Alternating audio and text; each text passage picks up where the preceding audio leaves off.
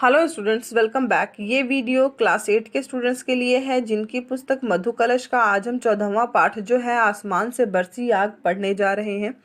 11 मार्च 2011 को जापान में पहले भूकंप आया और फिर सुनामी की लहरों ने तबाही मचा दी। फुकुशिमा के परमाणु संयंत्र लहरों के वेग को न झेल सके और ठप हो गए। फुकुशिमा के यंत्रों ने जो रेडियो एक्टिव रेडिएशन हो रहा था उससे हुए विनाश के परिणाम धीरे धीरे सामने आए। 65 वर्ष पहले द्वितीय विश्व युद्ध में जापान पर एटम बम गिराया गया था। उस समय हुए रेडियो एक्टिव रेडिएशन का घातक प्रभाव कई पीढ़ियों तक देखता गया था।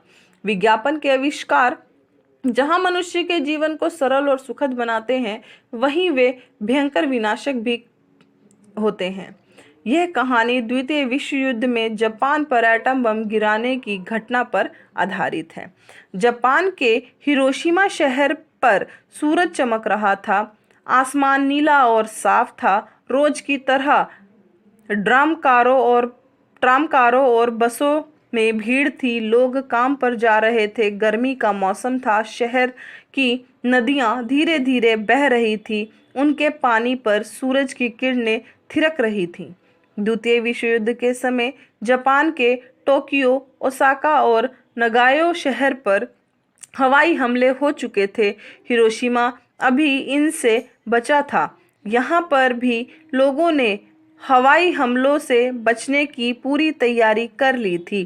पुरानी इमारतों को गिरा दिया गया था और सड़कों को भी चौड़ा कर दिया गया था जिससे आग न फैले। आग बुझाने के लिए जगह जगह पर पानी का प्रबंध भी किया गया था। यदि बमबारी हो तो लोगों के छिपने के लिए सुरक्षित स्थान जो थे वो बना दिए गए थे। बमबारी से बचने के लिए घर के बाहर निकलते समय लोग विशेष रूप से बनाए गए हेलमेट और सुरक्षा कवच पहनते थे। 7 साल की माई हिरोशिमा में अपने माता पिता के साथ रहती थी। कल ही उसके चाचा जी का बेटा गांव से आया था। वह अपने खेत की शकरकंदियां लाया था। माई को शकरकंदियां बहुत पसंद थी। वह सुबह के समय अपने भाई और माता पिता के साथ शकरकंदियों का नाश्ता कर रही थी। तभी अचानक आंखों को चौंधिया देने वाली बिजली कड़की। यह पहले सफेद सी दिखी, फिर नारंगी हो गई। लग रहा था जैसे हजारों बादलों से एक साथ बिजली गिर रही है। इस भयानक दृश्य के बाद बड़ी बड़ी इमारतें कांपने और ढहने लगी। इस भयंकर हादसे से कुछ क्षण पहले ही अमेरिका वायुसेना का विमान हिरोशिमा के ऊपर मंडरा रहा था। उसने ही एक विस्फोटक बम हिरोशिमा के ऊपर गिराया था। यह कोई साधारण बम नहीं था, यह था एटम बम। विमान चलाने वाले ने इसे लिटिल बॉय नाम दिया था। हिरोशिमा शहर पर इसे 6 अगस्त 1945 को सुबह 8 बजकर 15 मिनट पर गिराया गया था। बम के विस्फोटक का धक्का लगते ही माई बेहोश हो गई। कुछ घंटों बाद होश आने पर उसने पाया कि चारों तरफ सन्नाटा पसरा हुआ है और आसमान एकदम काला हो गया है। अपने चारों ओर चीजों को जलता हुआ देखकर वह डर गई। उससे तो हिला भी नहीं जा रहा था। उसने कुछ दूर पर एक लाल रोशनी देखी और फिर अपनी माँ को आवाज दी। वे उसे बुला रही थी। बड़ी कठिनता से माई ने अपने ऊपर पड़े हुए लकड़ी के तख्ते को हटाया। तब तक माँ उसके पास आ गई थी। उन्होंने माई को गले से लगा लिया। कुछ देर तक तो माँ बेटी आग का तांडव देखती रही और ईश्वर से प्रार्थना करती रही। देखो, तुम्हारे पिता आग से किस तरह घिर गए हैं, माँ ने कहा। फिर वह तेजी से लपटों में घुसी और पिता को सुरक्षित बाहर ले आई। उन्हें ठीक से देखकर माँ ने कहा, यह तो बुरी तरह से जल गए हैं।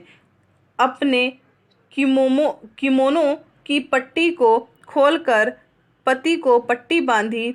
पति को पीठ पर उठाकर और बेटी का हाथ पकड़कर वे दोनों दौड़ने लगे। फिर बोली, हमें जल्दी से जल्दी नदी तक पहुंच जाना चाहिए।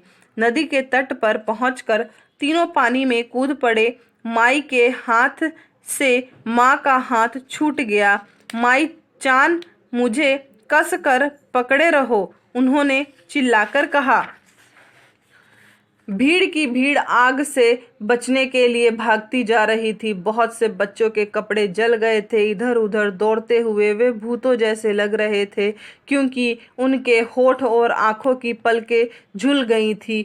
लोग इतनी कमजोरी अनुभव कर रहे थे कि जमीन पर गिरते पड़ते रह रहे थे। बहुत से लोग एक के ऊपर एक गिरते रहे और चारों ओर लोगों के ढेर जो थे वह दिखाई देने लग गए थे।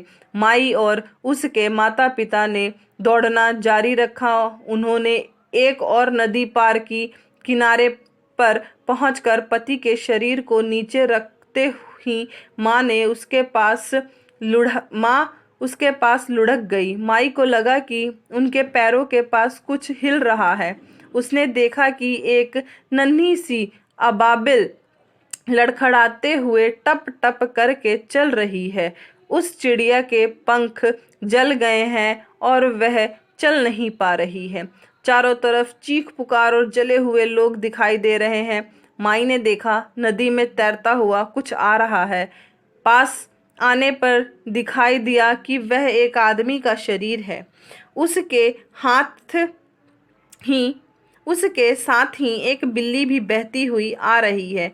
माई ने पूछा, एक कम उम्र की औरत रोती हुई आ रही है, उसने एक बच्चे को पकड़ा हुआ है। उसने कहा, हम यहाँ तक तो बचकर आ गए हैं, अब यह बच्चा दूध नहीं पी सकता, यह मर गया है। बच्चे को अपने से लिपटाए हुए वह औरत नदी में घुसी। पानी गहरा था। वह आगे बढ़ती गई, फिर आंखों से ओझल हो गई। आसमान काला स्याह हो गया था और बादल गरजने लगे थे। अचानक पानी बरसने लगा।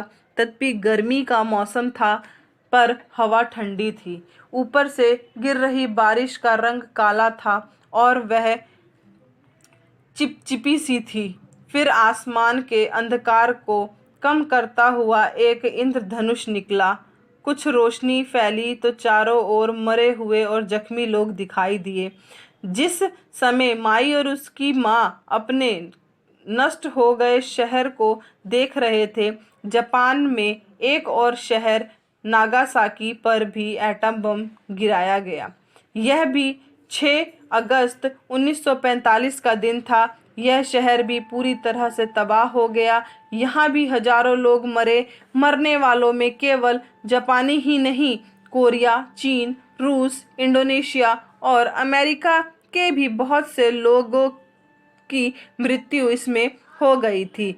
ऐसा प्रलयकारी विस्फोटक इससे पहले किसी भी युद्ध में प्रयोग नहीं किया गया था।